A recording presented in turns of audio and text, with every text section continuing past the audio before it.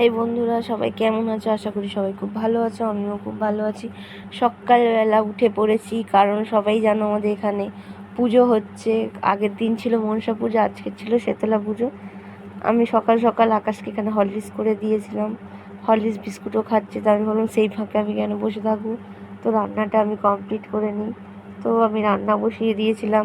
আজ বেশি কিছু করি না, সয়াবিন আলুর তরকারি আর ভাত করেছিলাম, যেহেতু আমি উপোস করেছিলাম।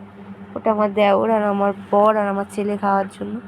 তো এখানে আমি সেজে গুজে রেডি হয়ে গিয়েছিলাম, গিয়ে সোজা চলে গেলাম মন্দিরে গিয়ে দেখছি এই যে দেখতে পাচ্ছ, এটা হলো নিম গাছ। এটা আমাদের শেতলা মন্দিরের নিম গাছ।